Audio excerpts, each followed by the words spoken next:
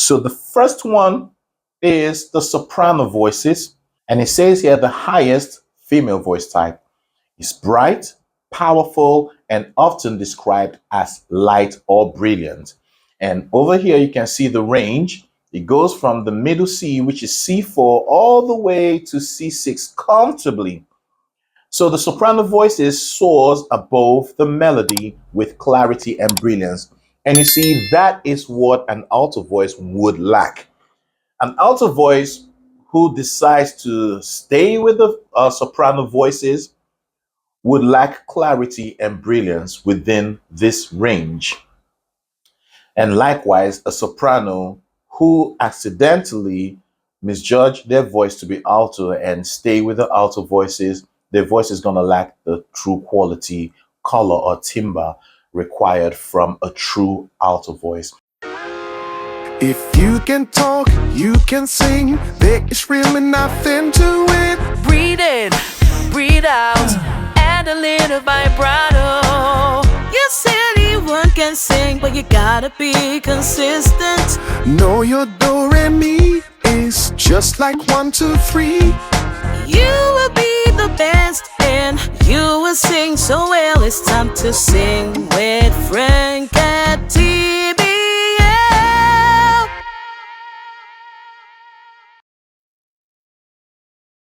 What happens when singers don't stay in the correct voice types?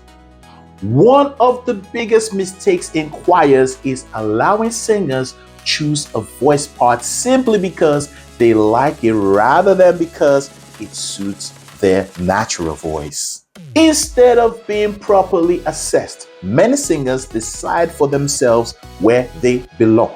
And this often creates unnecessary problems for both the individual and the choir as a whole. Many ladies automatically rush to the soprano section because they assume the sopranos always sing the melody and therefore have the easiest part. Others proudly say, "I always sing the high tenor," without realizing that the notes they are singing actually fall within the soprano range, meaning they are most likely sopranos who should be singing the soprano part instead. On the other hand, some ladies avoid the soprano section altogether because they believe they cannot sing high enough. They settle for the lower alto notes because they seem easier, when in reality, they have perfectly good soprano voices that have simply never been developed. The same misunderstanding happens within male voices. Some men force themselves to sing tenor because they want to reach higher notes, while others remain in the bass section because it feels more comfortable even though their natural voice belongs elsewhere. Now listen, when singers are not singing in the voice type that best matches their natural vocal range, tone, and tessitura, the entire choir suffers.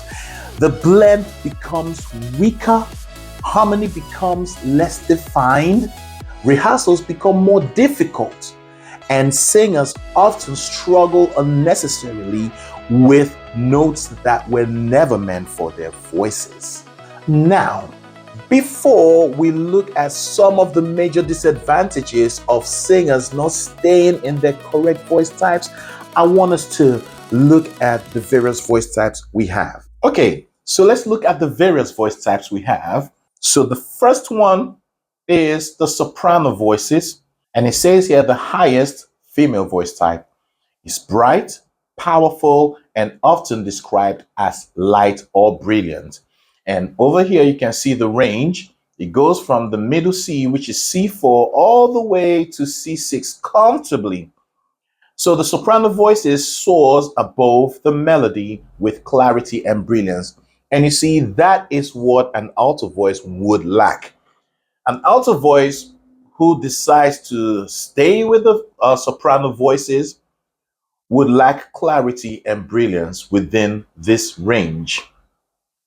And likewise, a soprano who accidentally misjudge their voice to be alto and stay with the alto voices, their voice is going to lack the true quality, color or timbre required from a true alto voice. So let's look at the next highest voice for the females.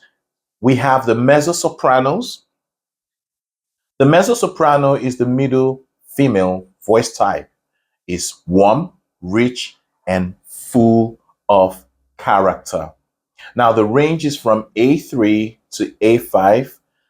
The mezzo soprano voice is a beautiful blend of depth and brightness. So, usually in harmonies, these two, the soprano voices and the mezzo soprano voices, sing the same parts together. So, let's say in a harmony of three parts, maybe the melody, the highest, then the alto part, and then the tenor part.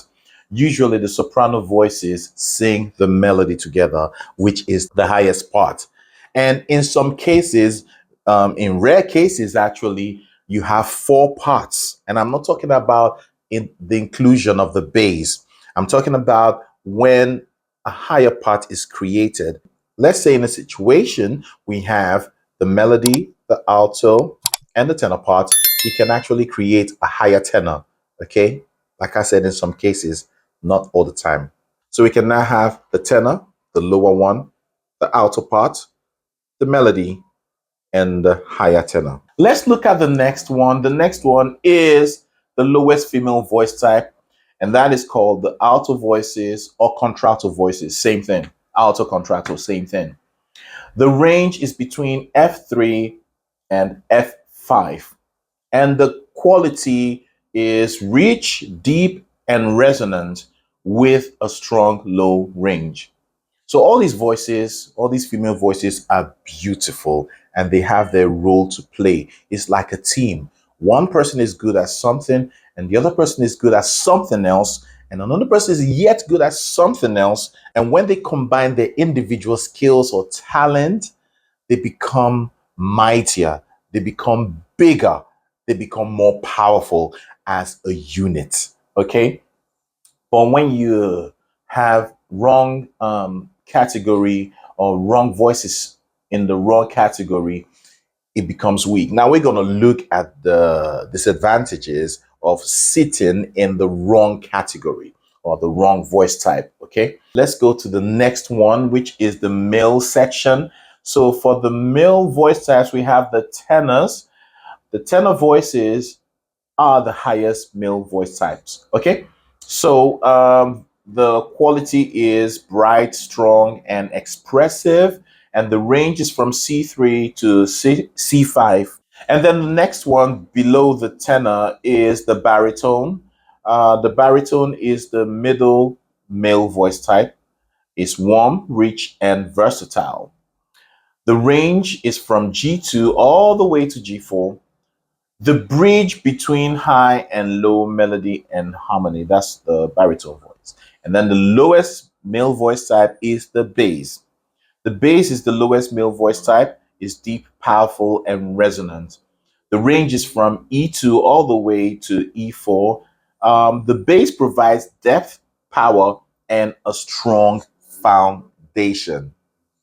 Now, if you look at the bottom, we see that there are other unique voice types. So you see that we have others. So these are unique voices. Some voices fall outside the traditional ranges, but are equally powerful and beautiful. Every voice has its own magic.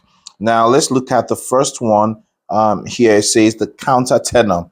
The countertenor are male voices that sing in the alto range using a light head voice technique. Okay, so a countertenor could sing higher than a normal or natural tenor. So that's it. The next one is treble. Treble is children's high voices before changes occur during puberty. And the last one is bass specialized, is deep, powerful voices with an extended low range. And now that we've taken a look at the various voice types we have, let's look at some disadvantages of singers not staying in the correct voice type. So, number one, poor blend. Each section loses its unified tone because singers are hearing the wrong voices around them. Instead of sounding like one cohesive section, individual voices become more noticeable. And then we have pitch problems. Singers naturally tune themselves to the voices they hear most clearly. When people sing in the wrong section, they often struggle with tuning, causing the entire choir to sing out of tune. And then the third one, difficulty learning parts. Less experienced singers rely on hearing stronger singers in their own section. Singing the wrong part or sitting among the wrong voice types makes hearing harmony much more difficult. The next thing is reduced confidence. Singers who are in the wrong voice part often feel insecure because they constantly struggle to reach notes that don't suit their voices. This usually leads to timid singing and hesitation. The fifth one is vocal strain. Perhaps the greatest danger is vocal fatigue. Sopranos trying to sing altos, altos forcing soprano notes, baritone attempting tenor parts, or basses forcing themselves higher than the natural range. All these can lead to unnecessary strain and over time vocal damage. And then the next one, number six, is weaker section sound. Every voice section should sound like one unified instrument. When singers are in the wrong section, that unity is lost, making each section sound thin and inconsistent. And then number seven, harmony becomes unclear. Beautiful harmony depends on every voice part performing its intended role. Incorrect voice placement causes choirs to lose their richness, making the choir sound muddy rather than full. And then what about more singing mistakes? Singers who are uncomfortable in their assigned part are more likely to drift into another harmony line or accidentally sing the melody. How about poor balance? And this is number nine. A choir depends on the right balance between sopranos, altos, tenors, and basses. When too many singers crowd into one section while others are understaffed, the overall sound becomes uneven. And then slower rehearsals. Choir directors spend more time correcting wrong notes, fixing harmony issues, and helping singers who are struggling because they are singing in unsuitable voice parts. And then we have loss of section identity. Each voice section develops its own tone, its own phrasing, its own breathing, and vowel shape. Incorrect voice placement weakens this unity and makes the choir less polished. It also makes it harder for the conductor. When singers are in the wrong voice part, it becomes much more difficult for the conductor to identify where mistakes are coming from and to correct them efficiently. And then the next one is it makes it harder for the conductor. When singers are in the wrong voice part, it becomes much more difficult for the conductor to identify where mistakes are coming from and to correct them efficiently. And then the next one is reduced power and projection. I think one of the most noticeable. When singers perform within their natural voice types, their voices resonate freely and project with greater ease. Singing the wrong part often produces a weaker, less focused sound. And then finally, less musical expression. A section sings more expressively when everyone is comfortable in their range. Singers who are constantly fighting their voices have less freedom to focus on phrasing, dynamics, and emotion. Now, here's the bottom line. Every voice is valuable, but not every voice belongs in every section. Singing the correct voice type isn't about prestige or preference.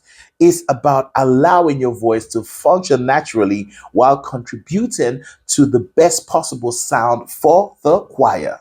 A well classified choir blends better, sings more confidently, learns music faster, and produces a richer, healthier, and more beautiful choral sound. Now, you may be wondering, with all these disadvantages I mentioned, are there really any advantages? In some situations, yes. Experienced choirs sometimes use mixed formation. So some of the advantages are improve individual independence, also help singers listen across the choir, and also strengthen harmonic awareness and produce a more balanced sound in advanced ensembles. However, this approach works best when singers already know their parts well and have strong listening skills. For most church choirs, community choirs, school choirs, and developing ensembles, sitting singers with their own voice sections generally produces better blend, better tuning, better confidence, and rehearsal efficiency. And before we call it a day, here's a bonus information. Now, remember when I explain to you the range of the sopranos, I say something like middle C, C4 to C6. What exactly is C4? What exactly is C6? Now, C is the note C, like you have the key of A, B, C, D, E, F, G, and so on and so forth. So the four means in the fourth octave. So I'll just explain with this diagram what an octave is, okay? So as you can see here, we have do, re, mi, fa, sol, la, ti, do, right? That is an octave because you're going from one note to the same note at the top. Now, let's look at the next diagram. Good. This one here shows two octaves. Okay, so we have the do here. We have do, re, mi, fa, sol, la, ti, do. So there's 8 of them. And actually, that's why it's called an octave. Like we have octagon, a shape with 8 sides. Okay, so, but when you get to this top do, it also actually begins the next octave up. So we have do, re, mi, fa, sol, la, ti, do at the top. So together it's going to sound like this. Do, re, mi, fa, sol, la, ti, do, re, mi, fa, sol, la, ti, do. And then if you look at this section here, I have even a longer octave range, which is a 3-octave range. All right, so we have the do to the do, and then this do to this do is another octave, and then this do to the do is the last octave. So we have a 3-octave range. Is it always the do to the do? No. It could be the re to the re. That's 1 octave. The re to the next re is another octave. Or the mi to the mi. Okay? Same notes to the very next one. Sol to the sol, la to the la, and so on and so forth. And I also like to add that same notes don't harmonize. For instance, if someone sings this do and another person sings this do, there will be no harmony formed, okay? But when the person sings this, one person sings this do and another person sings maybe mi or fa or sol, then you begin to form a harmony. Let me see if I can sing this because I know I have a wide octave range, but I'm going to take this do deeper. Do, do, re, mi, fa, sol, la, ti, do, re, mi, fa, sol, la, ti, do, re, mi, fa, sol, la, ti, do. That's it.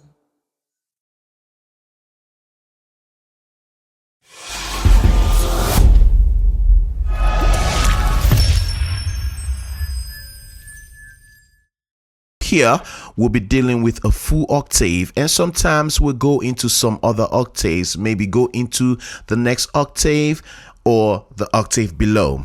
So let's go with the first one. The first one, we're just working with an octave. We go from do at the bottom to do at the top and back down. 1, 2, 3, go. Do, re, mi, fa, sol, la, ti, do, ti, la, sol, fa, mi, re, do. For this next one, we are going to go into the next octave, but just one note into the next octave, which is a re, and then coming back down, we will go into the lower octave up to the sol. Are you ready?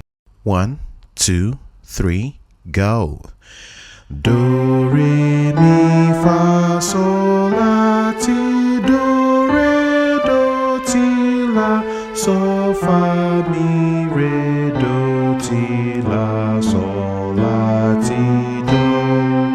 Up till now, we've been using the major scale. A major scale simply starts from the do and ends on a do. But a minor scale is very simple. It starts from a la and ends on a la. 1, 2, 3, go. La, ti, do, re, mi, fa, sol, la, sol, fa, mi, re, do, ti, la. For this next one, we'll go one step up each time until we get to the do. So are you ready? 1, 2, 3, go. Do, re, do. Do, re, mi, re, do. Do, re, mi, fa, mi, re, do. Do, re, mi, fa, sol, fa, mi, re, do. Do, re, mi, fa, sol, la, sol, fa, mi, re, do. Do, re, mi, fa, sol, la, ti, la, sol, fa, mi, re, do. Do, re, mi, fa, sol, la, ti, do, ti, la, sol, fa, mi, re, do. Next, 1, 2, 3, go. Do, re, do, mi, do, fa, do, sol, do, la, do, ti, do, do, do. 1, 2, 3, go. Do, ti, do, la, do, sol, do, fa, do, mi, do, re, do, do. So then, the question would be, how should choirs or singers determine their right voice types? Now, there are characteristics or factors that can help even you determine your voice type. But that wouldn't be a subject for today, okay? That would be in a separate video or a separate episode. So stay tuned. I hope you learned a lot. Make sure you click the like button and also the subscribe button. And then there is a join button that makes you a special member of this channel. And also with that, you can support this channel. And I can continue bringing you quality, very informative videos, rich and full of knowledge. Knowledge that can take you places. Knowledge that can help you reach your goal. Okay, that would be it from me today. So I'll be seeing you next time. Bye. If you can talk, you can sing. There is really nothing to it. Breathe in, breathe out, add a little vibrato. Yes, anyone can sing, but you gotta be consistent. Know your do, re, mi is just like 1, 2, 3. You will be the best and you will sing so well. It's time to sing with Frank and T.